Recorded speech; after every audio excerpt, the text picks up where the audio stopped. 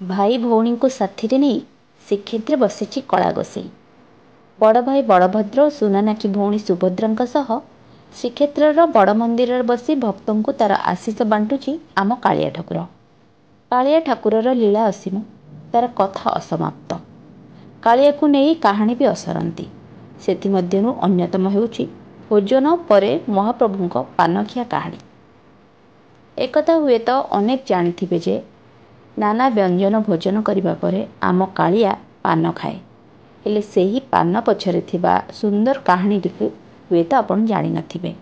आसंतु जानिबा कालिया खाइबा परे काहींकी पान खोजे। ता पूर्वरु आपण माने मो चैनल को सब्सक्राइब करबा सह वीडियोटी को लाइक और कमेंट करी आपनका समर्थन देबे। जय जगन्नाथ। अनेक वर्ष तळर कथा। श्रीमंदिर पाखरे प्रभुदास नाम जड़े पान दोकानी ता दोकान खोली बसी थाए। से महाप्रभुंकर भक्त मध्य। कालिया पाखरे विभिन्न रकमर भोग लगी होता देखी प्रभुदास अनेक थर भावे जगन्नाथ सबू तो खाऊंती हेले पान कहीं खाऊना। दिने प्रभुदास निज काम सारी शोइबापी बिछଣା सजाऊ थाए। से समय दुई भाई उत्तम पोशाक परिधान करी आसी तांको निकटरे पहुँचिले। गलारे थाए रत्नर हार और कपाଳରେ लागिଥାଏ चंदन गारा। तांको रूप एते आकर्षणीय थिला जे केही भी देखिबो घड़िए चाहिकी रहिबो। प्रभुदास तांको देखि विमोहित होई पड़िला और दुई भाई तांको पान मागिबारु से किछि न कहि सेमानक हाथको पान भांगी बढ़ाई देला। दुई भाई पान खाई चलीगले। एमिति किछि दिन रातिरे समान समय से दुहें आसुथिले और पान खाई चली जाउथिले।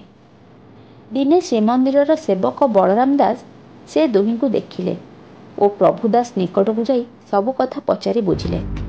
प्रभुदास का मुहरु सबु शुणिबा परे बलराम दास से दुई जन को बिना अर्थरे पान देबाकू बारण कले। एपरी कले तू तो बेउसा बुड़े बसिबु बोली प्रभुदास को बुझाइले और प्रभुदास भी बुझीगला परी मुंड टुंगारिला। परदिन दुई भाई आसिबारु प्रभुदास सेमानंको पान देबा परे टंका मागिला। हेले से दुहें कहिले आम पाखरे तो टंका नहीं, हेले आमे काली आनी देई जिबु। सेठु प्रभुदास कहिला हौ ताहले बेकरे जो चादर पकईच से दुईटी को देकी जाओ, काली टंका आनिले तम चादर नहीं जीव। दुई भाई सेया कले। हेले परदिन श्रीमंदिर रे देखिला बेलकू महाप्रभु श्रीजगन्नाथ और बड़ भाई बलराम को चढ़ा जाइथिबा चादर तांको देहरे नाही। चारिआडे हाहाकार पड़ीगला। से दिन रातिरे महाप्रभु राजा प्रतापरुद्र देव को स्वप्न सबु कथा कहले।